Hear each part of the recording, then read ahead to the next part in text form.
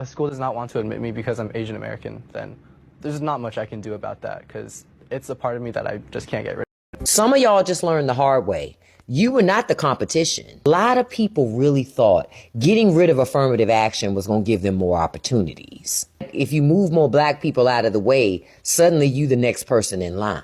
No, that's not how this works. What you fail to understand is this. Black Americans weren't just in the race. We were the ones fighting to make sure that the race was fair in the first place.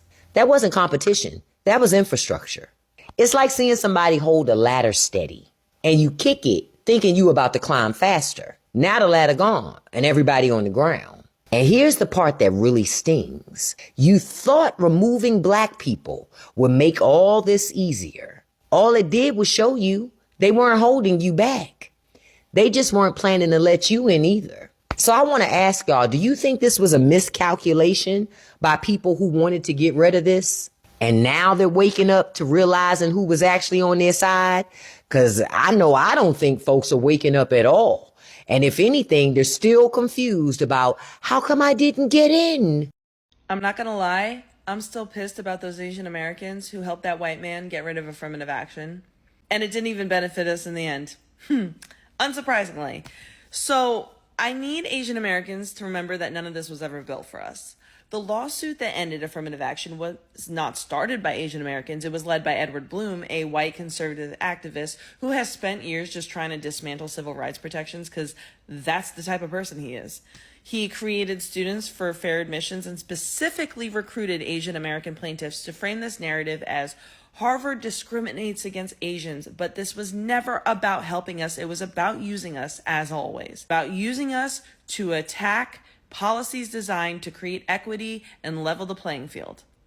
Now, you have probably seen a lot of people saying that affirmative action lowers the bar. Oh, DEI also lowers the bar. They're not the same thing, but people think they are. That is so misleading, and it's rooted in anti-blackness. Also, are we noticing the percentage of white people admitted and the overwhelmingly white legacy admissions at these institutions is something that specifically never gets touched in this conversation? Why is that? Is it clicking? So here's some facts from the case. So Asian students did have the highest GPAs and test scores, but got rated lower on personal qualities by the admissions officers. And for identical profiles, Asian applicants had a 25% chance of getting in, while black applicants had a 95% chance. And that stat gets weaponized to imply that black students are less qualified, but affirmative action isn't lowering the standard. It's about addressing systemic inequities caused by racist policies like housing discrimination, segregated schools, and the wealth gap, etc. This is classic model minority propaganda portraying Asian Americans as proof that racism is over to justify attacking other communities. That is exactly why they ended the immigration ban against Asians in the US and then only allowed in high-achieving Asians from Asia, scientists, doctors, etc., to come to the US so that they could use us to prove that they weren't racist to black people during the Cold War. I need you to pay attention to historical context about how this has all gone down. History is rhyming. It's the same thing. Here's the thing. I want to say that 69% of Asian Americans actually support affirmative action, and advocacy groups like Chinese for Affirmative Action and CIRAC fought to keep it. The loudest anti-affirmative action voices do not represent all of the Asian community. They do represent a narrative designed to divide us, though. And for Asian Americans, especially young Asian Americans, I need you to hear me. Even though many in our community do not align with the model minority nonsense, I can attest to that being true, the ones who do are often the ones that get the most visibility because playing that role perpetuates white supremacy. And at the end of the day, we have to be real about all of this. None of this was ever for us anyways. This country literally had laws banning us from being here. We have always been seen as outsiders. We have only ever been used as a tool, a wedge to uphold white supremacy, and then they will scapegoat us the second they need to. That has always happened in times of sickness, war, and a loss of jobs. And it is on us to disrupt that role, to stop aligning with anti-blackness, and to refuse to be used as puppets for systems that were never built for us anyway. It is imperative that we, as Asian Americans, learn our history, learn how we've been used, understand it, and choose solidarity. Because if we're not fighting these systems together, we are always on the chopping block. Remember how they treated us during COVID. Until next time, y'all. Alright, Grand Rising Kings and Queens, hello again wherever you are, and welcome back to this YouTube commentary. In case you are new here, actually this is Majoka Report Extra. My other channel, Majoka Report, was actually banned its AdSense account, so I had to open another YouTube channel and I had to open another AdSense account. So I urge that you actually come back here and actually support me by subscribing this new channel. Okay, so Grand Rising Kings and Queens, today Asians Americans are complaining. Today Asians Americans are coming out there complaining and regretting losing affirmative action. Okay, affirmative action was there helping promote equal opportunity by helping groups that have faced discrimination to get fair access to jobs, education, and the other opportunities. Okay, affirmative action also reduces inequality by addressing disadvantages caused by past or ongoing social and economic discrimination.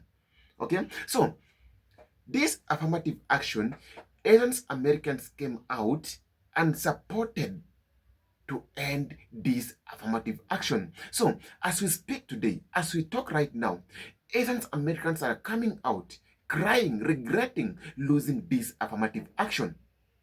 Okay, they are now realizing that black people were right, black Americans were right bringing affirmative action. They are now regretting, they are now realizing that black people were right and black Americans were doing the right thing, that this affirmative action was helping them. So they are now realizing that the advantage that affirmative action was there helping, or how affirmative action was there helping them. It is too late for them and they are now realizing it too late. So Grand Rising Kings and Queens, before we continue with this commentary, let us watch some of the videos and then we come back, we talk more. Let's go. Good morning. Remember when black people were like, oh, don't touch affirmative action. It doesn't just impact black people. Remember, laws that impacted black people trickled into impacting other communities of color. And affirmative action was one of them. Remember when we were talking about that last year? And then they gutted affirmative action on behalf of those who are from a community of color but chose to side with white supremacy because they felt like since they weren't black, it wasn't going to impact them the same way. Remember that? Post-affirmative action, Asian American families are more stressed than ever about college admissions. There are communities of color who went to the Supreme Court who decided that what impacted black people would not impact them in the same way. And now they're in the messing around and finding out. Now, I've made several videos about the early Reconstruction period and how the Reconstruction Amendments came to be and how they impact communities of color today. Because of the fight for black people, other communities of color now benefit from those same amendments, those same laws that our ancestors fought for. And now your anti-blackness is kicking your ass. I'm just saying, at some point, people in this country, especially communities of color, are going to learn that when you decide that you are not like black people or you are better than those black people, understand that white supremacy doesn't care, because there's going to always be a moment where they turn around and say, you are not white. You do not benefit. Just because you are not black, we hate them over there. But just so you know, we hate you too. Understand There's real anti-blackness deeply rooted in this country. And when you decide as a person of color or a community of color that you want to disenfranchise black people because the majority culture makes it okay to disenfranchise black people, understand when they can no longer disenfranchise black people, they come after you next. All I'm saying is, stop messing around with black people, trying to disenfranchise us, knowing good and well you are next on the chopping block. On Instagram, the New York Times promoted this piece about how Asian Americans feel like they have to hide their Asianness in order to get into elite colleges. This stems from a lawsuit alleging that Harvard discriminated against Asians. The lawsuit was funded by a white conservative. As an Asian Latina, I want to know, what is the goal here? Like, if you get what you want and race isn't considered in admissions, what makes you think places like Harvard are going to pick you over white people, over legacies, over athletics? So many of us are taught that this minority myth benefits us. Like, if we work hard, keep our head down, just make good grades, be the top of everything, like, of course we're going to get the best things in society, including the best schools. Research shows affirmative action benefits white women the most. So what makes you think getting rid of it will benefit us Asians? I was a straight A high school student, top of my class, played violin, was treasurer, president of like 3 different clubs, all the typical Asian stuff. And Harvard still rejected my ass. But I went to another college and moved on with life. Do you think white politicians and CEOs and everyone else in power got there because they made the best grades? Be for real. Well.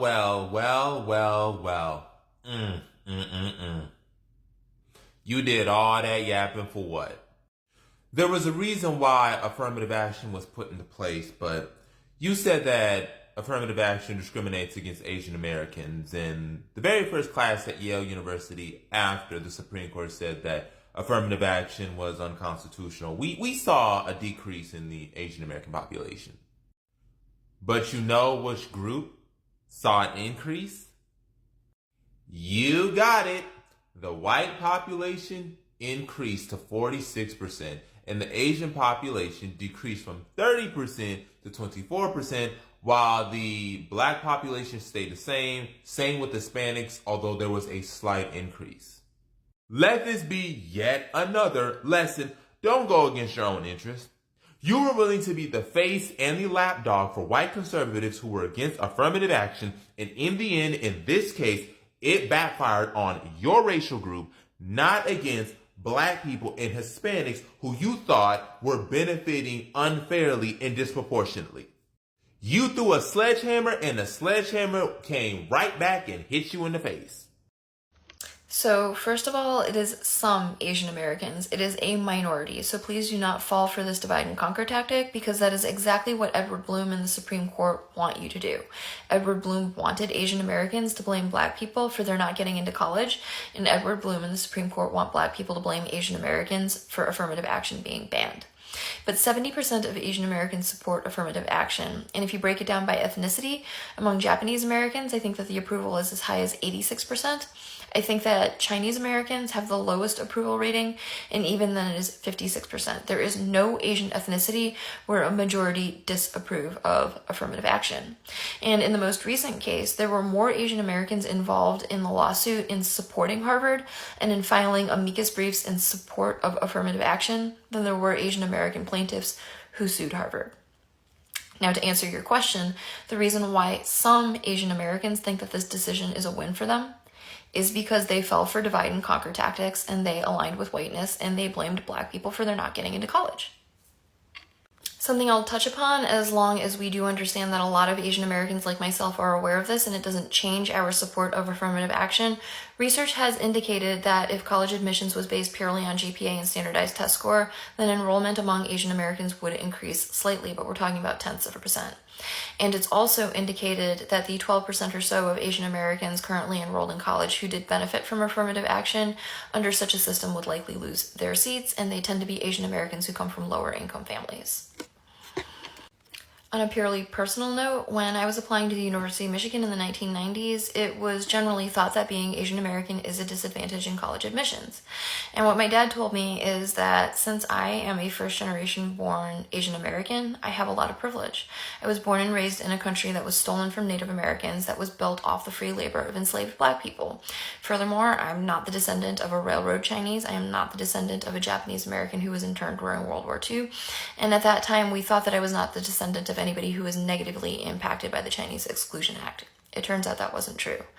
But what my dad said was, if the University of Michigan is going to remove a quarter point from your application because you're Asian American, and that is necessary in order to redress historical harm done to Black people and Native Americans, then so be it. And what the stereotypical Asian hard work ethic meant in my household is you just need to work that much harder to make up for that quarter point. And what you don't do is you do not blame the people who have historically been harmed. What you do is you work hard to change the system. So I am disappointed in my fellow Asian Americans who don't seem to understand that. So an article came out that said that since affirmative action has been overturned, in the case of Yale, Ivy League school Yale, the attendance rates for incoming Asian Americans has decreased, while the attendance rate for incoming Black students has remained the same as it was during affirmative action.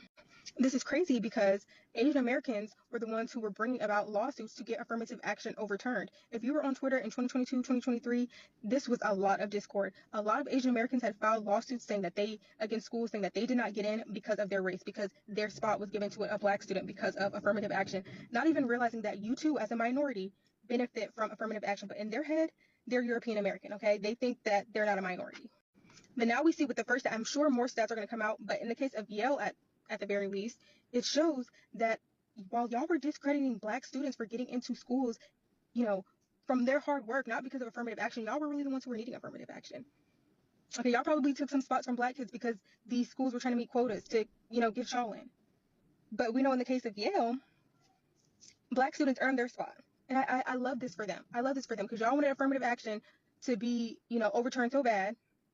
And now look at the numbers. It's just so funny to me, like, how these people come into Black communities and want our Black dollars and want to profit off of us, but this is really how they feel about us. Y'all can look up all the lawsuits.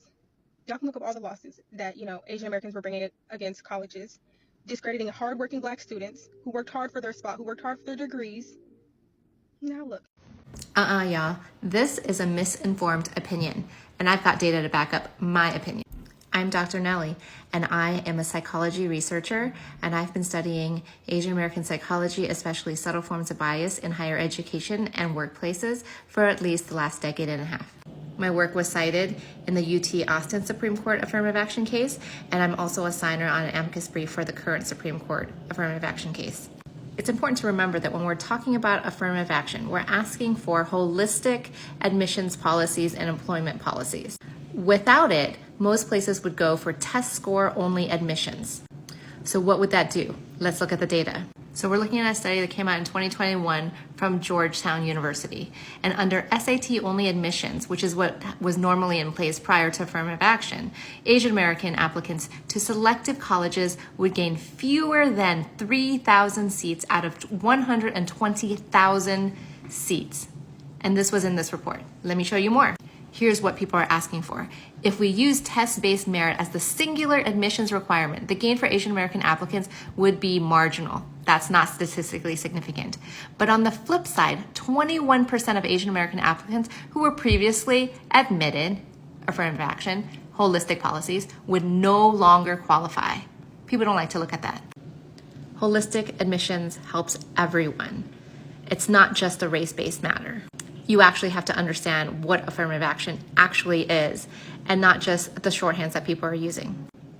One of the expert testimonies that was submitted for this Supreme Court case was the UC system, and they showed how affirmative action negatively affected diversity and admissions for many groups here in California. We need to be careful here as well because a lot of universities, and I've talked about this a lot in my other videos, a lot of universities internationalize their schools by bringing in very wealthy people from other countries, including Africa, the Middle East, Europe, and Asia.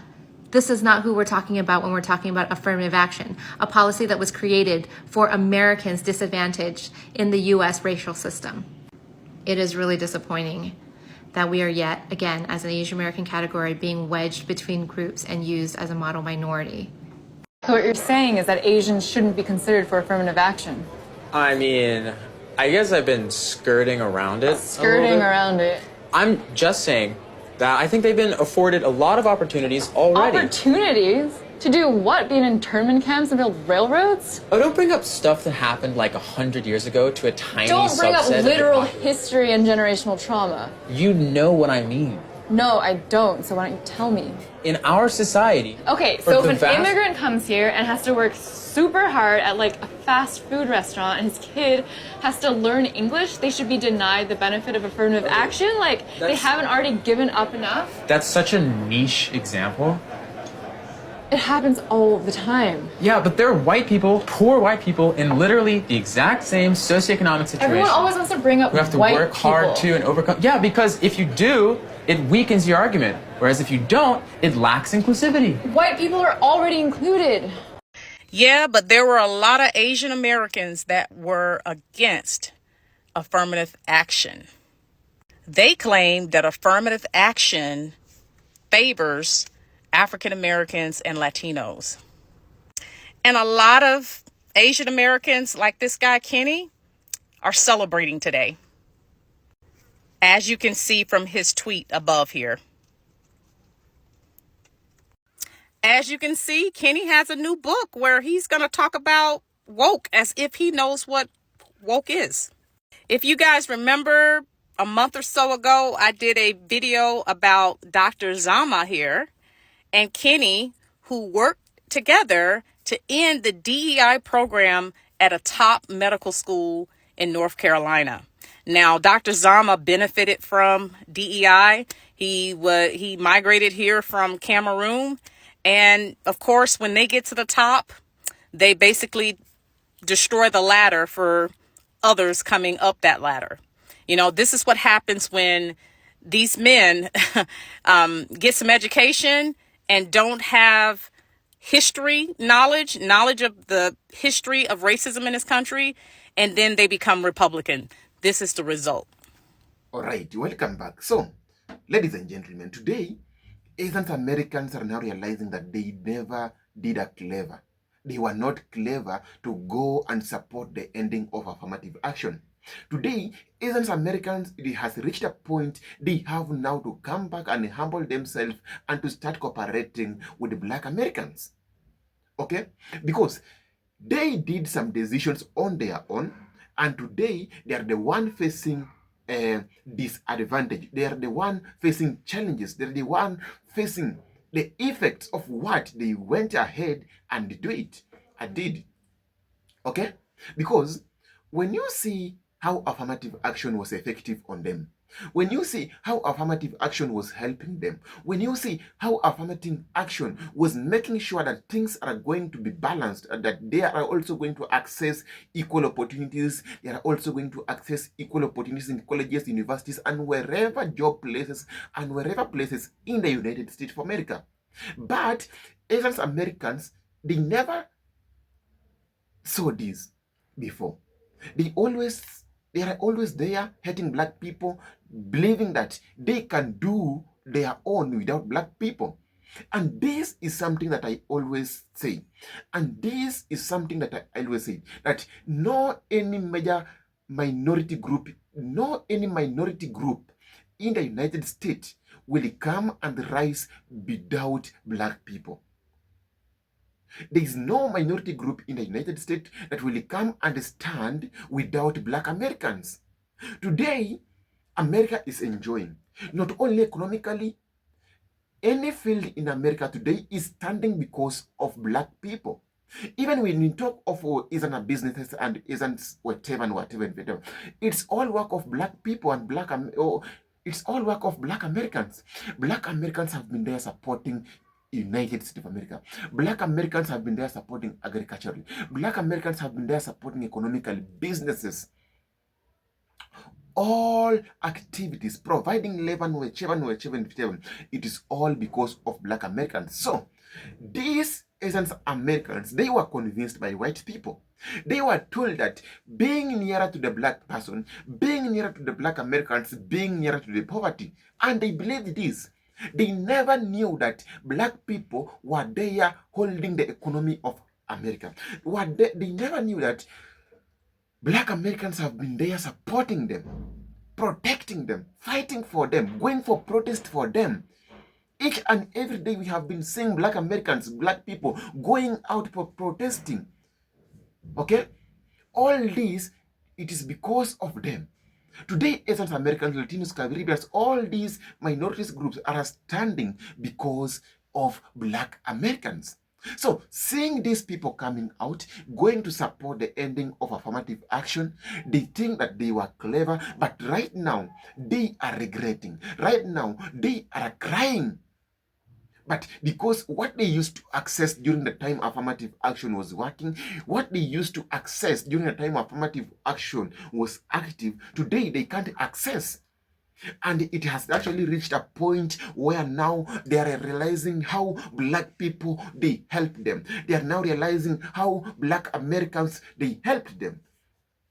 And it is the time we need to say that they have to come humble and start cooperating with the black Americans. America is standing because of black Americans. That's the truth of the matter. Even us, we are here in Africa. We know, that's what we know as black people, that America, United States of America, all this world is standing because of black people and is standing because of black Americans. Okay? A good example is America. America is a country that that is actually having a lot of discrimination, that is actually having a lot of racism, and black people have been there fighting. Black Americans have been there fighting to make sure all these other minority groups, they all get equal opportunities, they all get equal treatment in any field. So this is what Asian Americans don't see. This is what Asian Americans don't realize and don't see. And they are now coming out there crying. They are now coming out there regretting because they didn't listen to the black people. And what I can say is this. For Asian Americans to prosper, they have to start cooperating with black people. They have to start listening to the black people. That is the only option for Asian Americans to come up, and any other minority group in the United States. For any minority group to stand up, they have to come and start cooperating with the black people. Grand Rising Kings and Queens, this is Majoka Report Extra. If you're new here, kindly, I beg that you subscribe to this channel because this is our new YouTube channel. My previous YouTube channel, Majoka Report, was actually banned. My YouTube AdSense account was actually banned. So I had to open another YouTube account and to open another YouTube AdSense account so that I can get monetized. So I beg that you just support me by subscribing to this new YouTube channel. And I really, really do appreciate. Let us meet to our next video. This is Majoka Report Extra. Peace out.